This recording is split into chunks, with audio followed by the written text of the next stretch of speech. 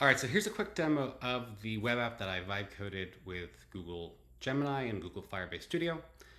So when you come to it, you can see basically there's two options here. One is to upload an image, or another one is to actually take a photo. So I'm gonna go ahead and take a photo of this worksheet I've got right here. It's gonna initialize my camera. You ready? Try to do this. All right, we'll snap a photo of at least these problems here. I've noticed this option. I've added this option here about attempting to remove handwriting because my son already did the work on this one. So go ahead and do that. We'll hit the Analyze Worksheet button. It's going to go ahead. Gemini's going to do its thing, analyze that worksheet. And then once it's done spinning here, you'll see that it identifies what the concepts are, what the directions of the worksheet were, what the formats are, and the questions in it. This is all the debugging information that it provides that it didn't. I did not ask it to do this, but it did, which is kind of great when I was working through this.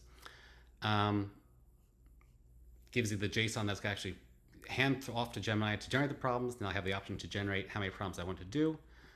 Let's say 10. We'll hit generate problems.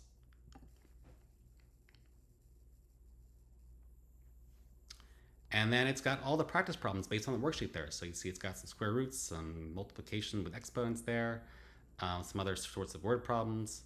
And the nice thing is you can go ahead, you can reveal individual answers, you can reveal all the answers, and this all just works. Again, vibe coded with Firebase Studio, works great with Gemini, and that's my vibe coded app.